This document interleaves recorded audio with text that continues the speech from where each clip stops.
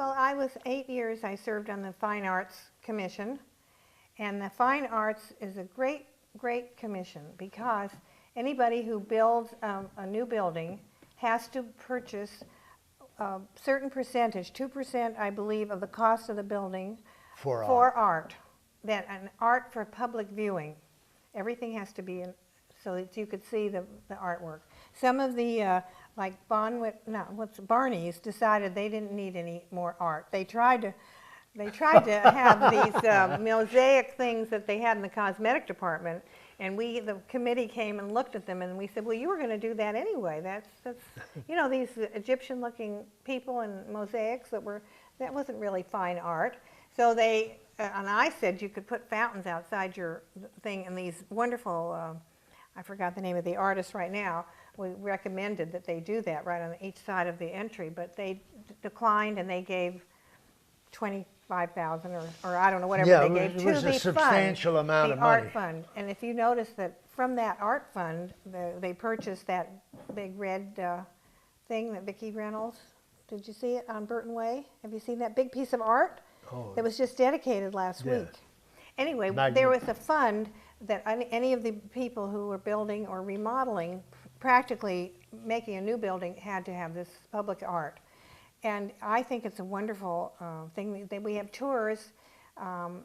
Anybody can go on the tours and see the public art. There's quite a bit of it all around the city that you may not be aware of. And I enjoyed being on that committee for 8 years.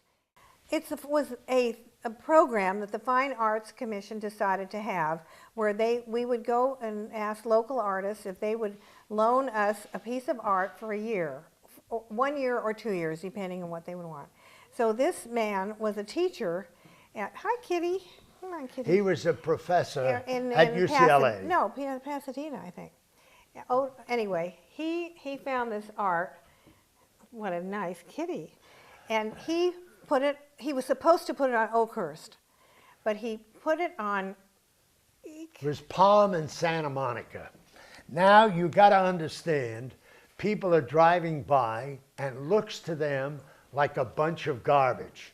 And some of the things were these big balloons, metal things that they used to catch. They were in the sea. To catch, it was from World War II. It was really old, rusted out, and it got the nickname the Rusty Balls, you know.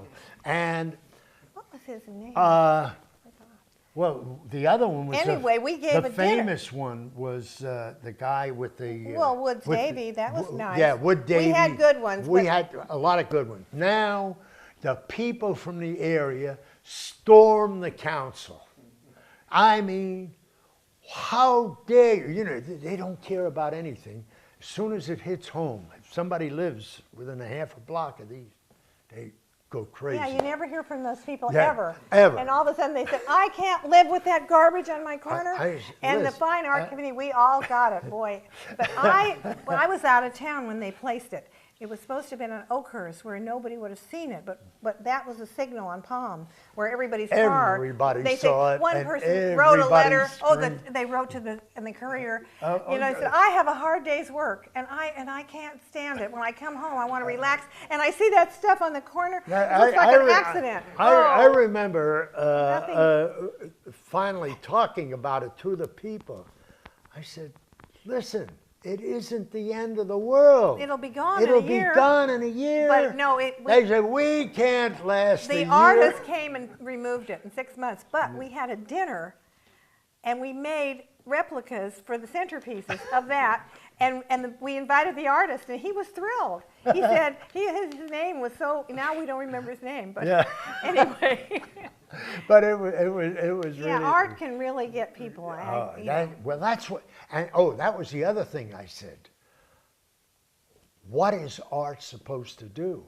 Art is supposed to get the emotions moving.